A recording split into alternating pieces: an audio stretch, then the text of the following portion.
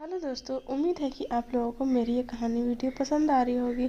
मेरे आज की कहानी का शीर्षक है चुड़ैल का बदला। तो चलिए शुरू करते हैं। एक समय की बात है, नर्मदापुरम नामक गांव में एक ओमकारा नामक लड़का रहा करता था, जो कि अपने माँ बाप से बहुत प्यार करता था। लेकिन उसकी माँ सौतेली होने के कारण उसे बिल्कुल भी नहीं मानती थी, जिस वजह से उसे हमेशा मारती पीटती और बिल्कुल भी अच्छे से न रखती।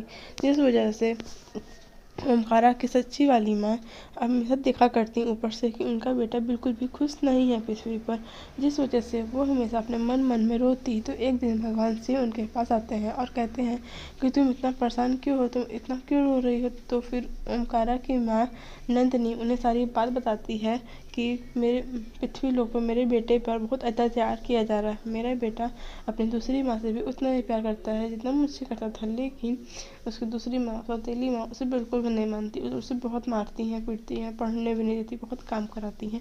जैसे शिव जी कहते हैं ठीक है, मैं कुछ करता हूँ, मैं देखता हूँ कि मैं क्या कर सकता हूँ।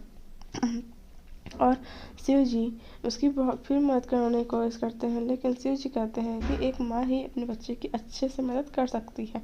और शिव जी बोलते हैं कि तुम 2 दिन 3 दिन के लिए पृथ्वी लोक पे जाओ और अपने बच्चे का सारा कष्ट हर के दोबारा चले आना, जिससे कि कुछ पता भी नहीं चलेगा परलोक में कि तुम कहीं गई थी, और मैं तुम्हारी इतनी मदद कर सकता हूँ। जिस पे वो बोलती है ठीक है, आपने मेरी बहुत बड़ी मदद कर दी है। और जाती है नंदिनी पृथ्वी लोक पर और अपने बेटे से सबको साफ बात समझाती है कि तुम यहाँ से दूर चले जाओ, ये बिल्कुल भी नहीं अच्छी है, या फिर मैं इसे अच्छी कर दूँगी या फिर तुम्हें अच्छी करके तुम्हें यहाँ से कहीं दूर भेज कर जाऊँ।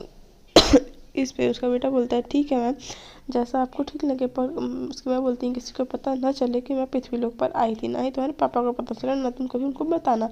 जिस पे ओमकारा बोलता है ठीक है मैम, मैं कभी नहीं बताऊँगा। यह कहने के बाद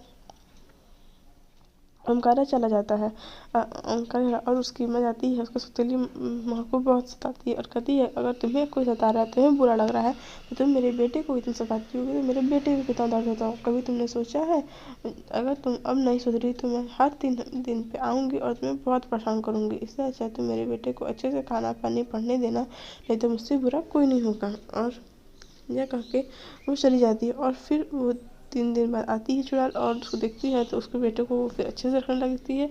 फिर बोलती है कि फिर उसको वो बोलती है कि थैंक यू, तो मेरे बेटे का ऐसे ही हमेशा ध्यान रखना, इसको अपने बेटे की तरह रखना, मेरा बेटा भी तुम्हें अपने माँ की तरह ही मानेगा। यह कह के वो चली जाती है। फिर सब खुशी खुशी अपना ज़िंदगी व्यतीत करने लगते हैं, लेकिन उसकी सौतेली में अभी भी अच्छी नहीं हुई रहती है। तभी भी ओमकारा को अब मारना पीटना शुरू कर देती है हर 3 दिन के बाद, जब उसके बाद चली जाती थी ओमकारा। लेकिन ये बात अपने माँ को नहीं बताता था, लेकिन एक बार उसकी माँ ऊपर से देख लेती है कि उसका बेटा मार खाया, बहुत मारती है। फिर वो सुधर जाती है, फिर कहती है ठीक है, मैं तुम्हारे बच्चे का अच्छे से ख्याल रखूँगी। और फिर वो अच्छे से अपने बच्चे को अपने बच्चे की तरह ख्याल रखता था। तो बच्चों को सब्सक्राइब करना बोल पाओ दोस्तों।